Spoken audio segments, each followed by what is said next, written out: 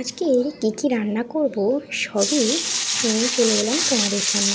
জানো তো আজকে বেশ কয়েক রকম ভাজা হবে আর হবে সয়াবিন। এই যে সয়াবিনটা দেখছো আর এই যে সব সবজি রয়েছে, এখনও কোনো কিছুই কাটাকুটি হয়নি। তো সকালে সব কাজ শেষ করে কিছু খেয়ে আর চলে এলাম রান্নার দিকে, মানে রান্না করতে। তো এই যে তোমাদের সঙ্গে শেয়ার করার জন্য চলে এলাম ক্যামেরাটা নিয়ে, ক্যামেরা বলতে মোবাইলটা। তো যাই হোক, এদিকে কাটাকুটি তো কমপ্লিট, কী কী করবো সবই তোমাদের সঙ্গে শেয়ার করবো। এই যে দেখছো শাক কেটে রেখেছি ভাজার জন্য, এদিকে পটল আলু গোল গোল করে, করলাও গোল গোল করে, এদিকে আলু আর কুমড়ো কেটে রেখেছি। এদিকে কড়াই বসিয়ে দিয়েছি,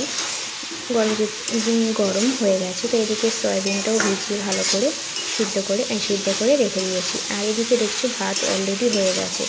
তো ভাত হয়ে গেছে, ভাতের মাঠটা ছাড়িয়ে নেব। আর এদিকে করলা ভাজা বসিয়ে দিয়েছি, গোল গোল করে ভাজছি। আর গোল গোল করে ভাজতে খেতে বেশ ভালোই লাগে দেখছি, আগেবারে একবার করেছিলাম তো আজকেরও সেম। আর এইদিকে গোল গোল করে আলু ভাজা হয়ে গেছে, আর দুটো একটু জাস্ট বাকি রয়েছে বলে একটু তার সাইডগুলো একটু ধনেপাতা ছিল, যেহেতু নষ্ট হয়ে যাচ্ছে, আর সামান্য মতো বেসন ছিল, তো আমি ভাবলাম 2-4টে বড়াই করেই ফেলি। তো যাই হোক, নষ্ট না করে বড়াটা বসিয়ে দিলাম। এদিকে 4টে হয়েছে, বেশ 4টে। তো যাই হোক, এদিকে ভাজা কমপ্লিট, এদিকে শাক ভাজাও চলছে, মানে বসিয়ে দিলাম।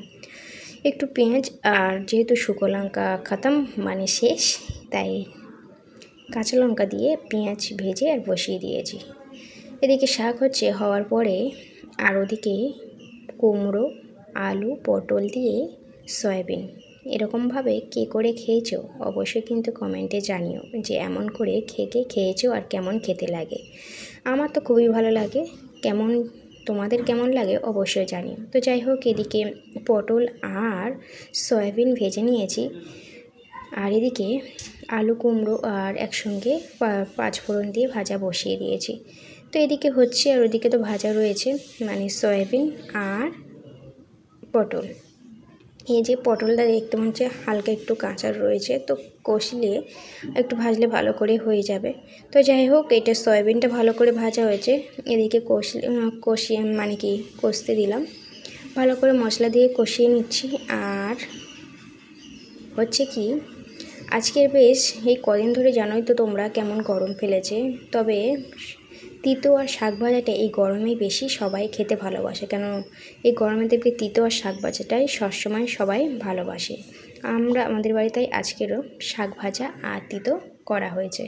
আর এদিকে সয়াবিনটা কষানো হয়ে গেছে, জল দিয়ে দিলাম ভালো করে, এবার ফুটুক। আর এদিকে দেখো, তোমাদের কাছে নিয়ে চলে এলাম কী রান্না করলাম। এই যে এটা স্যালাড কেটে গুছিয়ে নিয়েছি, এদিকে সয়াবিন, আর এদিকে রয়েছে করলা ভাজা আলু ভাজা। তো চলো tata bye bye, next video আবার